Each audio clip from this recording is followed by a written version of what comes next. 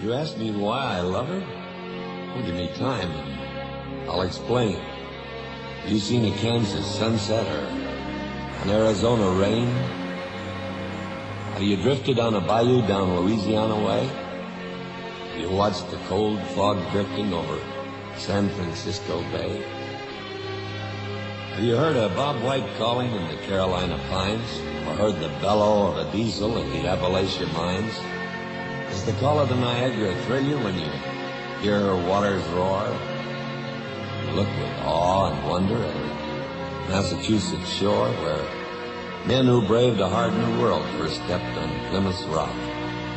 Do you think of them when you stroll along a New York City dock? My name's Derek Riley. I'm the past commander of the VFW Post 10649 in Elizabeth, Colorado. Actually, the post is for everybody in Elbert, Colorado, which is where we're at right now. It's in Elbert. I'm here with our friend Lance Homer, one of the Vietnam War veterans that we have, decorated hero, and we're very proud to have him as our honored guest here today. And he's at the home, our post building, that he grew up in. This is the home where you and your mother and father lived. Yeah. When you were here. Well, born and raised in this area. All my life I was here in Elbert until I finally graduated and moved to Colorado Springs for a while. And it was fun. I graduated from first grade clear to the 12th up here. Same building? Yeah. 1 through Everybody in one school? Yeah. 1 through 12. I was here all them years. And my folks are still here when I got out of the service, so. More history there that I didn't know about related to you and your family, and as I like to associate it with our veterans. Can you tell us a little bit about that bank building and how you came to? Was the bank building, or is still the bank building, in Elbert. The fire department, Elbert Fire, ended up getting it. They took the front off of it, the windows out, and converted it into a fire station, and had that for a long time. This is the beginning of your wonderful history with us. Yeah. I was trying to join the Air Force. I registered like you had to when you was 18 for the draft. And I signed up for the Air Force, but there was a waiting list, and they would call you when it was time. But it didn't wait. I didn't make it, because in March the draft called me, and I was drafted in, and then went to Fort Bliss, Texas for introduction, and then we would move to Fort Riley, Kansas, where the 9th Infantry was reinstated, and I was there for basic training, and from basic training I went back to San Antonio, Texas for my medical training, because I was an aide man in an infantry company, or medic man, and then after that, my advanced training was that, I went back and was assigned to the 2nd 39th 9th Infantry Division in Fort Riley, and we did everything, all of our training exercises there in Kansas, and a lot of walking in Kansas for a while. And then we shipped out, took trains loaded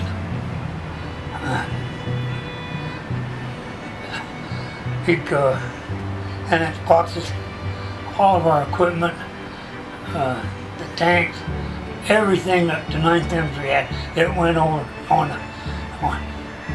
trains to California, where we took a train from Fort Riley to California, got on a boat. 30 days later, 31 days, something like that, we were in Vietnam.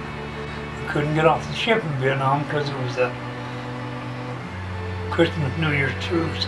They could shoot at you, but you couldn't shoot at them. It was different. We couldn't even have ammo on the boat at the time, or the ship, excuse me. But we got out and they trucked us from there,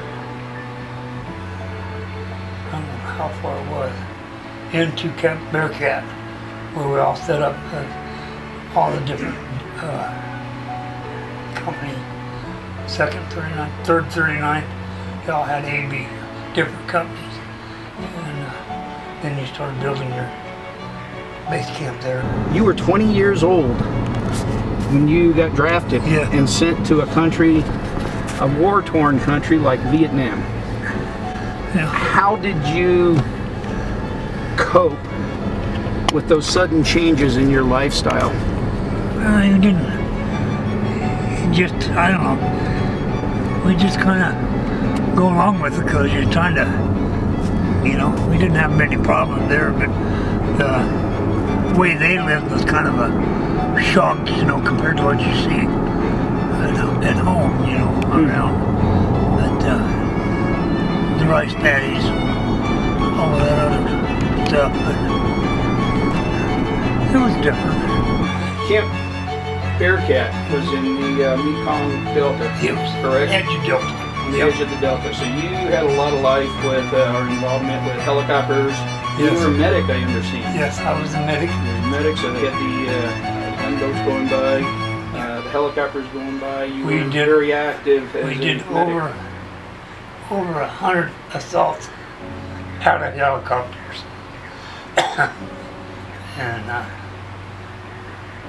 lot of times you didn't land on the ground. You had to bail out into the mud or the rice paddies and stuff.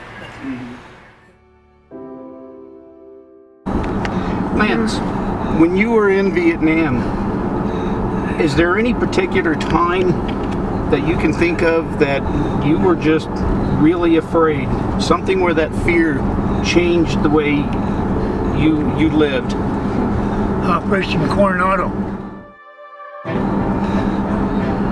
Where we was we were kind of pinned, well, we were pinned down, but we were still kicking butt. We had casualties, and they had a lot of casualties, and but I don't think there wasn't one of us that wasn't scared, you know. We didn't know if we were ever going to make it home again. But they brought me out of the field. I was still in my, and General Fulton, the big guy, he's the one that gave me the Silver Star. And so bravery in action. And Coronado 5, we had a big operation that Coronado was. And we had a lot of problems with him. Run into their tunnels. And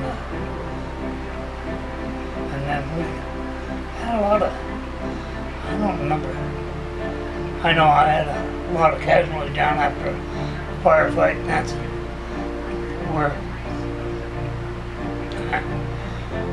you just take off and do what you're supposed to do. And I went to them as quick as I could, did what I could for them. September 1967, you had already received the Silver Star. Could you show us that and tell us about that? What are your experiences?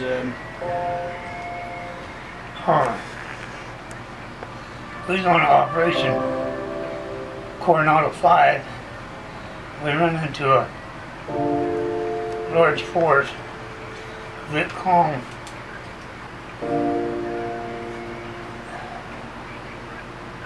We got loose,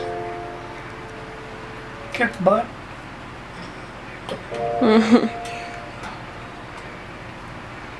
That's okay. That's okay. We're proud of what you've done. We thank you by all means. We're all brothers in arms here, and some of us have seen more than others. It was different. I'd go through it again if I had the same guys. Right. What does the flag mean to you? Do you have any ill feelings about being drafted? Are you proud of your service? Yes. Are you proud of our colors? Yes, very much. Figured as much. I fly in my own yard, and I am very proud of it. And it kind of gets me when you see somebody destroying it or whatever, you know. Even when they're raising at any event, it touches the ground. It's supposed to be taken down and destroyed. Done more for this country than most people, but Look at that. The Duke. Yeah. Who's that guy? You on me? Buddy. Man's got to do what a man's got to do. Yep. Maybe that's your statement for generations to come, right? Yeah. Man's got to do what a man's got to do. That's good. You ask me why I love her? I've a million reasons why. My beautiful America, beneath God's wide, wide sky.